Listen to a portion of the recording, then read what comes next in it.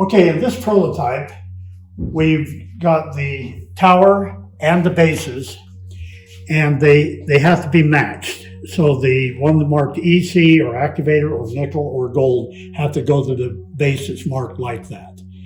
And this is the way they'll look when you receive them. And so I'm going to show you how to first assemble the tower, and then I'll show you how to mount the beakers on it, and then we'll take it from there. It's really simple. All we do is lay that like that. We take the two attachment screws out, mark the same.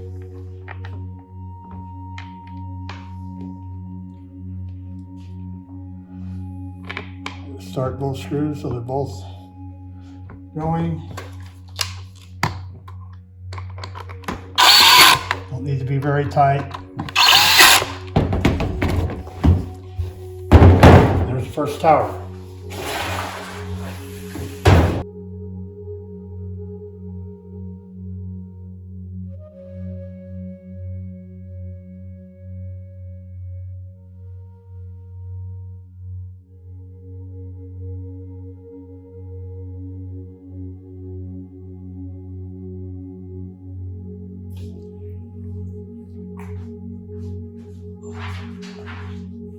Okay, now I'm going to set up the interconnect cables between the separate towers. Now this is if you want to have the power supply drive all of them. If you only wanted to have the power supply drive 3 of them and have a separate power supply for the gold, which is something you might want to consider, then of course you wouldn't put the interconnect cable between the 3rd and the 4th. So this is really, in fact, it'll be simpler now that we've got our new spade connectors. You won't have to take the nut all the way off the binding post.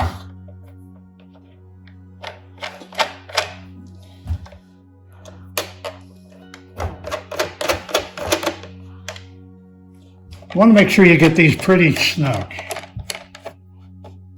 And of course, it's red to red and black to black.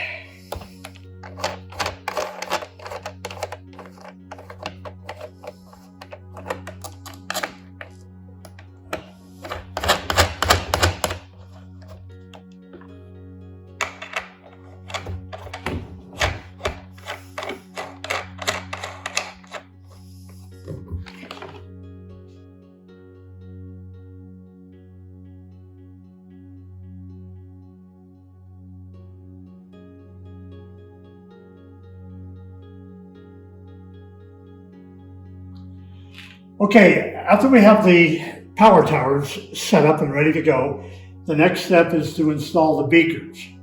And it's really a beaker anode assembly. And this is going to be the beaker that will go for the electrocleaner. It has stainless steel anodes, and it has, of course, the temperature sensor and the heater port. But there's no air agitation because it's not appropriate to agitate the electroclean. So all we do is we'll take this over and set it on the base.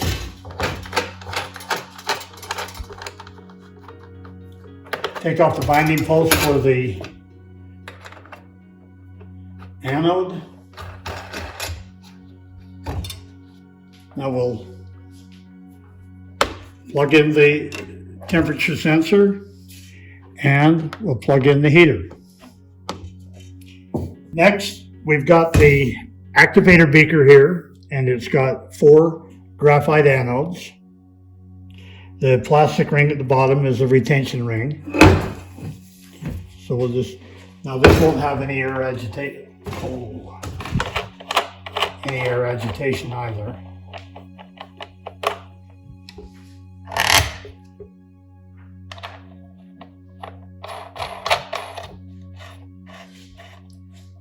Nice and snug there.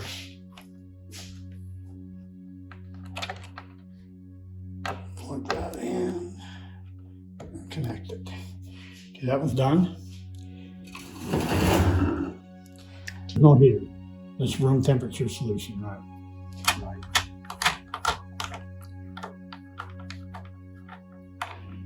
Okay, now this is for the bright nickel.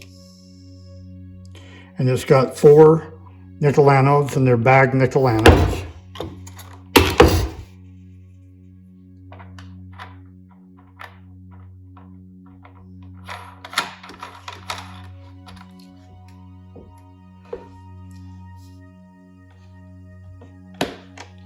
Plug in the temperature sensor and the heater,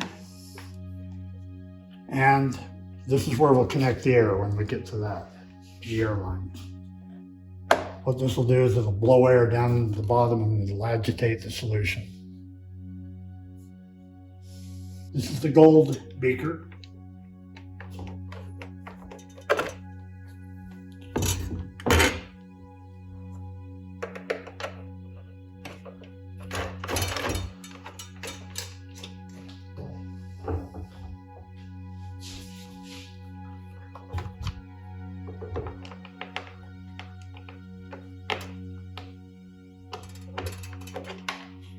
Heater, temperature sensor,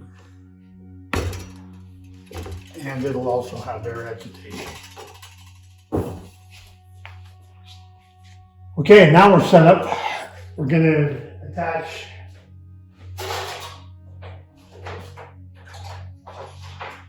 we'll hook up the power supply and the buses.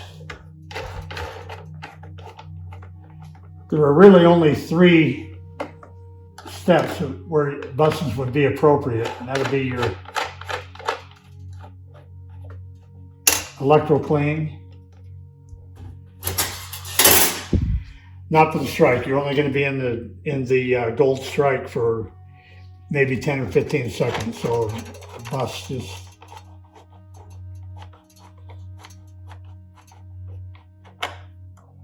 wouldn't really have any value.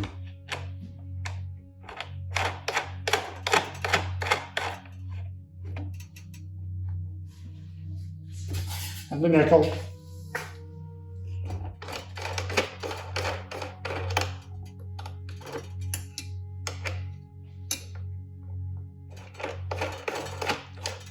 And the gold. So since we're not going to be putting a bus in the activator cell, what we're going to do is we'll provide a common that can just plug into any of the black ports anywhere. And you could actually have that common go through, or the power can be provided by the bus. But for the activator, you'll just need to contact it with the common. Okay, the power supply, where we're going to be using one power supply for all the processes, we'll just connect here.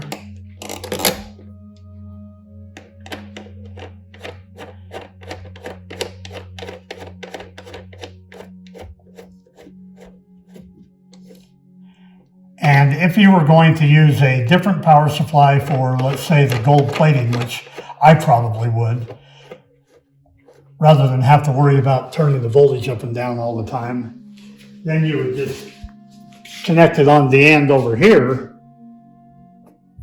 and of course take out the interconnect jumper.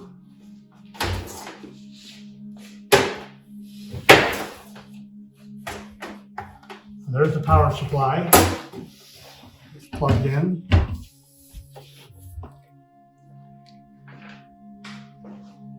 And now we're really ready to attach the air.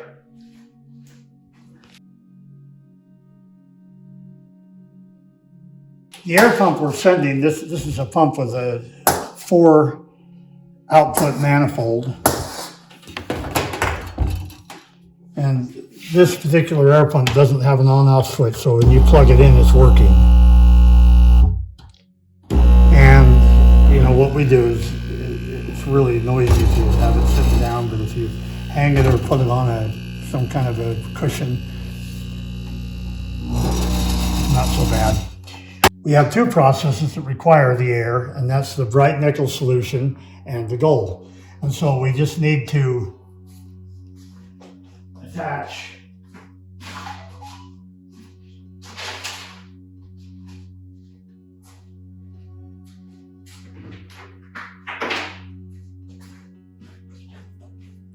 These will already be in place. This is to let you do a fine adjustment on the air. It's a little valve. And what I do is I leave it pretty well closed, and then we'll have a tube that will connect this to here. And then you open the manifold, and you can control the flow of air either here or here, or a combination of the two. With the fine tuner for the airflow, you can go from a heavy flow to a really light flow, but you don't want it splashing out of the beaker. So for pure gold, this is about where I would run it. What about for bright gold? Same, about the same. For gold solution, yeah. Really for about anything.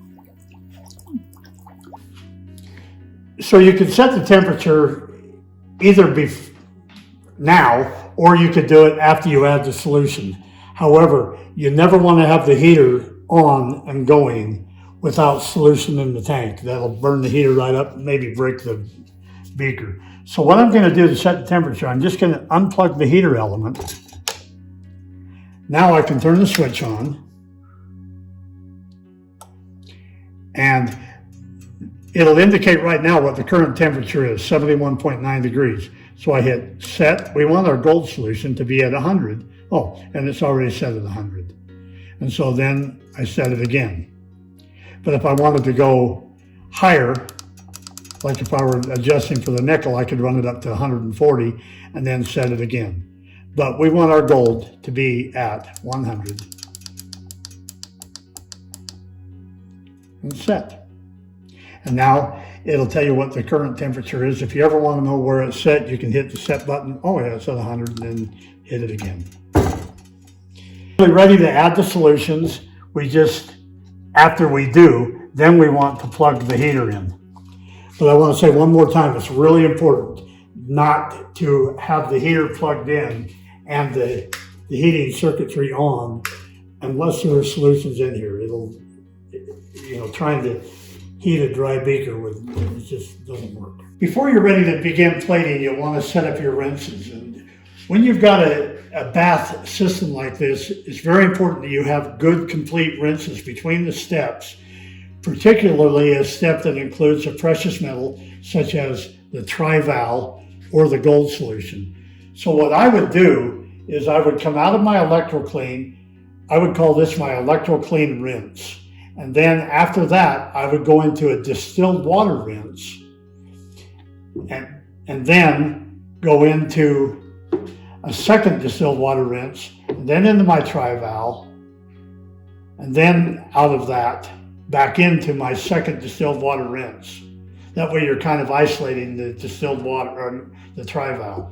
Then you go into your bright nickel, come out of your bright nickel, and go into your bright nickel rinse, and then you'll want to probably do the same thing. Go into your distilled water rinse before you go into your gold, and then into your gold, and come back into the rinse, and then go into your rinse out of the gold and into the rinse after your gold plating.